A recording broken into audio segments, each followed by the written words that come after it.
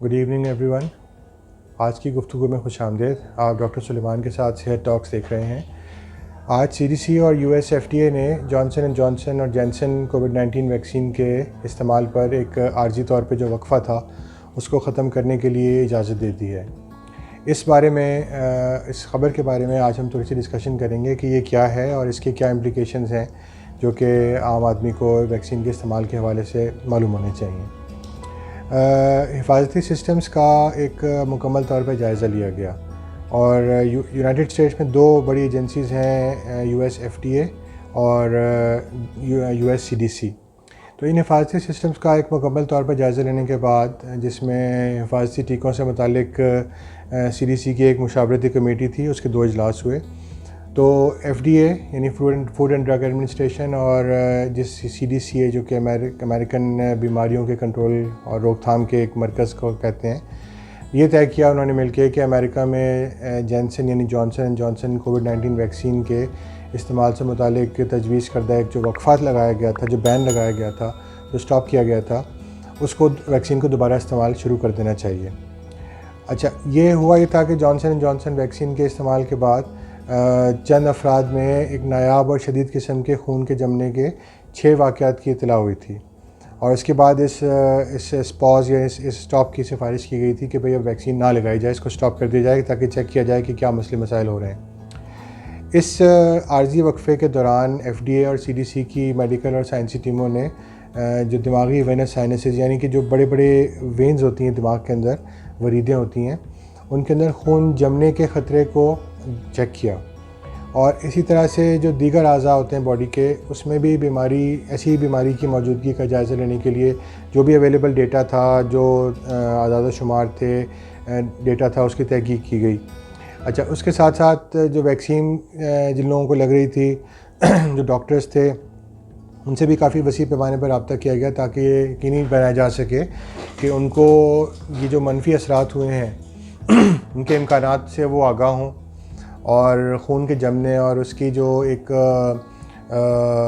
मखसूस तरीक़े इलाज है इसका, उसको समझ सकें और पहचान सकें कि भाई ये पेशेंट्स हैं जिनको ये अगर खुदा न खास्ता किसी को आती है ये कॉम्प्लिकेशन इसलिए, तो वो उसको पहचान सकें और उसको ट्रीट कर सकें। इस सिंड्रोम को थ्रोम्बोसाइटोपेनिया के नाम से जाना जाता है, TTS इसको कहते हैं। अच्छा, ये जो दोनों एजेंसीज़ हैं एफडीए और सीडीसी, इन्होंने तयन किया कि भाई जो अब जॉनसन कोविड-19 वैक्सीन है, इसका इस्तेमाल एक तो अमेरिका में दोबारा शुरू किया जाना चाहिए और जो सीडीसी और एफडीए उनको ये कोविड-19 की इस वैक्सीन पे इत्मीनान है कि ये वैक्सीन कोविड-19 को रोकने में महफूज है और मौसर है। तो एफडीए और सीडीसी ने तय किया कि जो आदाद शुमार हैं, जो डेटा लिया गया, उससे पता चलता है कि वैक्सीन के जो नोन इसके असरात हैं 18 साल से या उससे ज़ायद उम्र के जो लोग हैं, उनके जो असरात हैं उसमें फ़वाइद ज़्यादा हैं, नुकसान कम है। जो मुमकिन ख़तरा है उससे कहीं ज़्यादा उसके फ़वाइद हैं और जो डेटा है उससे पता चलता है कि जो TTS सिंड्रोम है उसके होने के इम्कानात बहुत कम हैं। लेकिन इस ख़तरे की तहकीकात जो है वो जारी रहेगी और एफडीए ने कहा है कि सीडीसी और एफडीए दोनों ने कि वो इसमें विजिलेंट और अलर्ट रहेंगे कि इस सिम्टम को जैसे भी जो सामने आए तो उसको मज़ीद उसको एवेल्यूएट किया जाए। अब वैक्सीन वसूल करने वालों या जो केयर गिवर्स हैं, जो निगहदाश्त करने वाले लोग होते हैं, उनको जॉनसन कोविड-19 वैक्सीन की फैक्ट शीट का जायज़ा लेना चाहिए। ये सीडीसी ने कहा है, जिसमें जो ये सिंड्रोम है TTS, इसके ख़तरे से मुतालिक मालूमात शामिल करने के लिए उसमें नज़रसानी की गई है। जो फैक्ट शीट है वैक्सीन की, उसमें ऐड किया गया इसको और वैसे बहुत ही कम लोगों में बीमारी देखी गई है जिनको भी जॉनसन कोविड-19 वैक्सीन मिली थी। अच्छा, हिफाजती टीकों से मुतालिक जो सीडीसी की आज़ादाना एक मुशावरती कमेटी थी, जिसको सीडीसी इंडिपेंडेंट एडवाइजरी कमेटी कहते हैं, इस कमेटी ने 23 अप्रैल को एक मीटिंग की और जिसमें जो अवेलेबल डेटा था TTS यानी कि थ्रोम्बोसाइटोपेनिक सिंड्रोम से, इससे मुतालिक जो ताज़ा तरीन डेटा था, आदाद शुमार थे, जो वैक्सीन तैयार करने वाला इदारा है जॉनसन जो कोविड-19 वैक्सीन तैयार कर रहा है, तो और उससे एक ग्रुप है, एक सब ग्रुप बना हुआ है, वैक्सीन सेफ्टी टेक्निकल सब ग्रुप वेस्ट। इन सब से मिल के उन्होंने समाअत की और इसके अलावा इस तजिए पर भी तबादला ख्याल किया कि भाई वैक्सीन लगाने का फ़ायदा ज़्यादा है या नुकसान ज़्यादा है। ऐसी इजाफ़ी मालूमात जो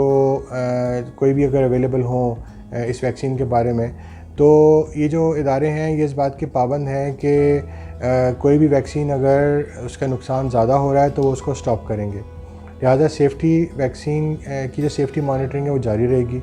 और जो भी नई मालूमात होगी इसके बारे में, TTS के बारे में, वो इन कमेटीज़ को दी जाएगी फ़ौरी तौर पे। यहाँ अवामी सतह पे ये समझना ज़रूरी है कि CDC ये समझता है कि सेफ्टी उनकी अवलीन तरजीह है। ये उन्होंने हाईलाइट किया इस बात को कि हम सेफ्टी पे ज़्यादा कंसर्न है हमारा, और वैक्सीनेशन में ये आर्जी रोक इनके बहुत वसी पैमाने पे जो उन्होंने सेफ्टी मॉनिटरिंग का काम शुरू किया हुआ है, उसका एक सिस्टम भी रखा हुआ है कि कोई भी सिम्टम्स हो तो लोग उसमें रिपोर्ट करते हैं। तो वो इसकी एक मिसाल है कि लाखों डोजेज़ वैक्सीन की लगी हैं, लेकिन इतनी मामूली तादाद में TTS को जो शनाख्त कर लिया गया, यानी कि सिर्फ 6 केसेस हुए थे TTS के आउट ऑफ मिलियंस, तो उन्होंने उसको उसमें शनाख्त कर लिया और वो केसेस को स्टॉप, उसके बाद उन्होंने वैक्सीन स्टॉप भी कर ली, उसको एवेलुएट भी किया और अब उन्होंने उसकी इजाज़त दी है कि इतना कम ये इसका फ्लक्स है कि जो डेटा है उसके बेस पे FDA का जायज़ा और तिब्बी माहिरीन के मशवरे और हिफाजती टीकों से मुतालिक CDC की जो कमेटी हैं उनकी सिफारिशात की बुनियाद पर ये आर्जी वक्फ़ा पे ख़त्म करने का उन्होंने फ़ैसला कर लिया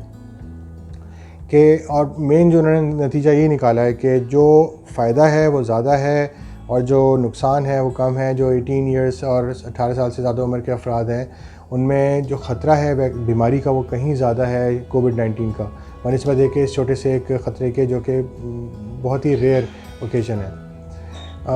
और इस बात पर यह एतमाद CDC में है कि वैक्सीन हिफाजत और हिफाजत के मैयार पे पूरा उतरती है, तभी उन्होंने उसको इस वैक्सीन को अवेलेबल किया लोगों के लिए कि आप इसको लगा सकते हैं। तो मेरी सिफारिश ये है कि लोग अपने डॉक्टर्स से बेहतरीन वैक्सीन के इंतखाब के बारे में पूछें। हर पर्सन का, हर इंसान का ये फ़र्ज़ है कि वो अपनी इंफॉर्मेशन को इन्फॉर्म रखे। डॉक्टर उसकी हेल्थ के बारे में जानता हो, जो आपके फिजिशियंस हैं वो आपको बेहतर गाइड कर सकते हैं कि आपने इस बारे में किस तरह से वैक्सीन का फ़ैसला करना है। और ये कि सेहत और हिफाजत हमारे फ़ैसलों में सबसे आगे होनी चाहिए। तो जो CDC के डायरेक्टर हैं डॉक्टर रोचेल, उन्होंने कहा है कि हमारे हिफाजती टीकों से मुतालिक हिफाजती निज़ाम बहुत अच्छा काम कर रहे हैं और इसका सबूत है कि हमने TTS को इतनी जल्दी मामूली निशानदेही पर भी पिक कर लिया, जबकि वो लाखों में एक वाली बात है। तो ये जो खुराक है इसका लेना हर एक के लिए बर वक्त लेना, जैसे आपको वैक्सीन अवेलेबल हो, ये ज़रूरी है। और मैं फिर सबकी तवज्जो इस बात पर दिलाऊंगा कि वैक्सीन आपको सीरियस बीमारी से बचाती है, वैक्सीन आपको बीमारी से स्टॉप नहीं कर सकती। ये मत समझिए कि कोई भी वैक्सीन लेने के बाद हम बिल्कुल वैक्सीन की वजह से हम बीमारी से इम्यून हो गए और अब बीमारी हमें नहीं आ सकती। मास्क लगाएं, सोशल डिस्टेंसिंग रखें,